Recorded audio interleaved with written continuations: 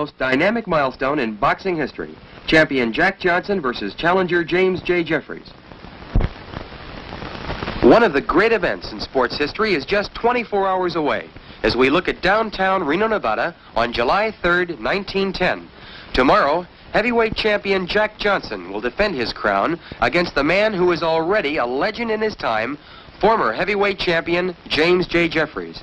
Jeffries retired undefeated in 1904, over 6 years ago. The city of Reno is in a frenzy as 15,000 fight fans swarm into the little town. This is the fight the entire boxing world has been waiting for. A clash between the two men who are ranked as the greatest heavyweight champions of all time. Let's go back 6 months to the time when Jeffries first opened his training camp and look at what 6 years of inactivity has done to the former champion. Here we see Jeff shaking hands with well-wishers. His weight at this time is over 314 pounds. Also visiting Jeff are former heavyweight champions John L. Sullivan to your right and James J. Corbett to your left. There had been an 18-year feud between these two great fighters, which is finally patched up on this very day. To the delight of cameramen, they go through a mock sparring session with the mustached John L. showing some of the feints he used over 2 decades ago when he was bare-knuckle champion. A final handshake ended all of the bad feeling between the two. Let's go back in time 3 more years to 1907, when Jeffries, in vest and long shirt sleeves, was introduced at the Burns Squires Championship fight. Jeffries weighed 334 pounds. Now you can see the almost impossible job Jeff had getting back to his fighting weight of 220.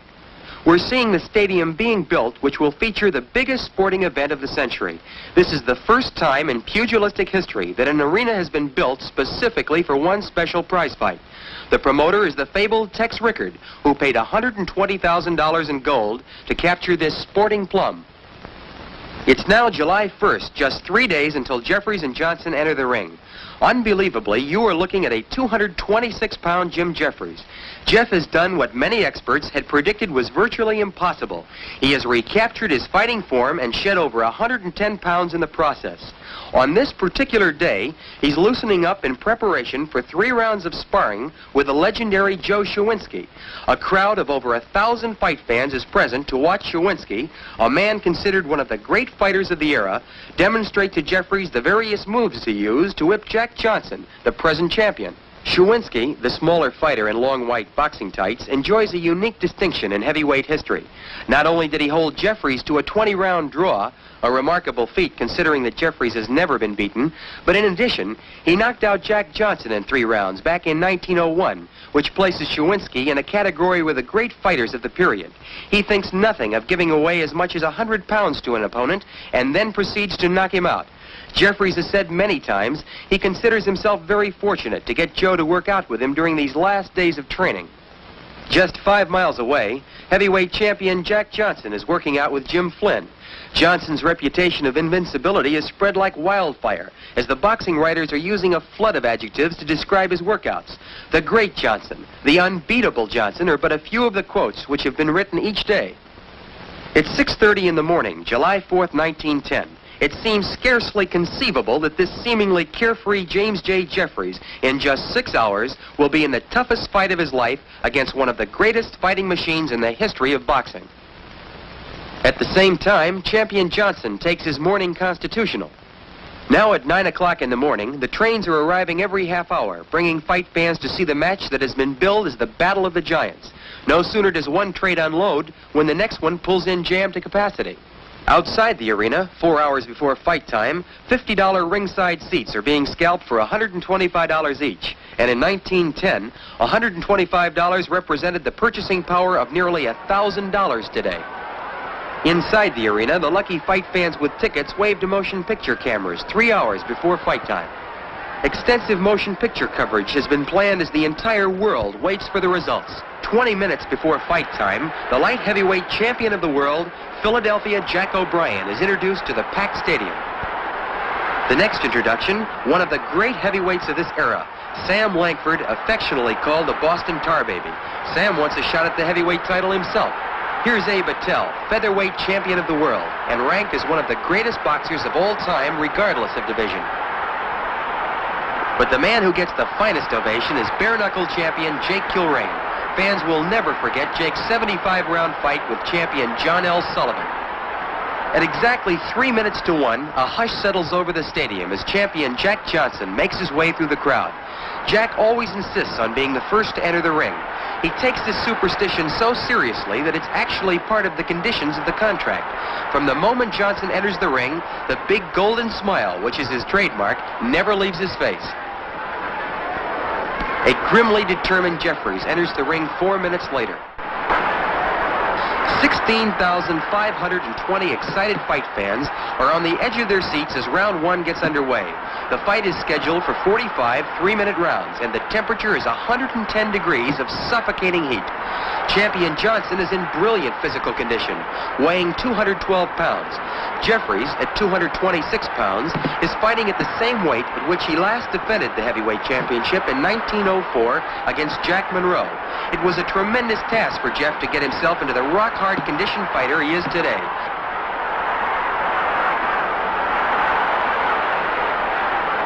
Jeffries won the heavyweight championship of the world 11 years ago, on June 9th, 1899, when he knocked out Bob Fitzsimmons in 11 rounds. After successfully defending the crown 7 times in that period between 1899 and 1904, he retired undefeated, having beaten every prominent heavyweight who wanted a chance at his crown. Round 1 draws to a close with both men conserving their energies, knowing there are a possible 44 rounds. As round 4 begins, neither fighter has gained a clear advantage. In rounds 2 and 3, the two men continued feeling each other out, searching for weaknesses, using early caution. The third man in the ring is none other than promoter Tex Rickard. For weeks, Johnson and Jeffries haggled about who should referee the fight. Rickard attempted to solve the problem by asking the President of the United States, William Howard Taft, to be the referee. When President Taft declined, Rickard then sent a wire to the famous British author of Sherlock Holmes, Sir Arthur Conan Doyle, who also respectfully declined. Finally, Rickard, who has never refereed a prize fight in his life, nominated himself as the third man in the ring. While he was in training, champion Johnson had read the glowing accounts of the giant-like strength of Jeffries. It said that no man living can tie Jeffries up in close. When Johnson heard this, he said that he was not only going to tie Jeffries up in the clinches, but that he was going to actually twist Jeff's arms behind his back in order to completely neutralize the strength of the challenger. Johnson lands a stinging overhand right, which is the best punch of the fight thus far, and round 4 comes to an end. We go into round 13 with the challenger Jeffries tiring badly. In rounds 5 through 12, Johnson has slowly but methodically worn Jeffries down with hard right uppercuts in the clinches and powerful lefts and rights to the body. The fight is definitely going the way Johnson has planned it. The champion is setting his own pace, letting the years of inactivity, the tremendous heat, and his own powerful punching slowly take their toll on the 37-year-old challenger.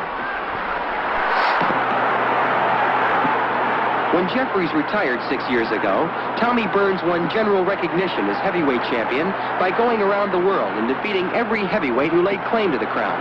Burns lost his title December 26, 1908, just 2 years ago to Jack Johnson in Sydney, Australia, in a spectacular contest. Johnson returned to the United States and last year, in 1909, successfully defended his title against the middleweight champion of the world, Stanley Ketchel. This is Johnson's second title defense, and Jeffries is considered by far the most formidable opponent that Johnson has ever had to face. Both men are now feeling the effects of this tremendous heat, but it's the champion, Johnson, who definitely appears to be the stronger of the two. A smashing right hand by Johnson is followed by a jolting right uppercut. Champion Johnson is getting a $60,000 guarantee for this title defense, by far the biggest ever made to date. Jeffries' guarantee is $40,000, plus the astronomical figure of $75,000 for signing with Rickard for the fight. 1,500 never-say-die fans crashed over the fence when there simply were no more seats to be sold. In Rickard's financial breakdown of the fight, these same 1,500 crashers were listed as complimentaries. In the previous round, Johnson relentlessly pursued Jeffries all over the ring. Here in round 15, he rushes Jeff against the ropes and lands a hard right uppercut. He follows it up with 3 left hooks, and Jeffries goes down for the first time in his entire professional career. The crowd leaps to its feet at the shock of what's happened. Jeff rises and gets hit with a smashing left hook, which sends him out of the ring. Jeff's chief second, with the help of a fan, lifts him to his feet. Johnson rushes Jeffries across the ring, where he floors Jeff with a paralyzing right to the head. Rickard steps between the two fighters as Sam Berger, in dark vest and hat, rushes in and stops the fight to save Jeffries from further punishment. This startling conclusion puts an end to the most dramatic heavyweight championship fight in the last 75 years. James.J. Jeffries suffers the first and only defeat of his entire professional career, while Jack Johnson successfully defends his World Heavyweight Championship.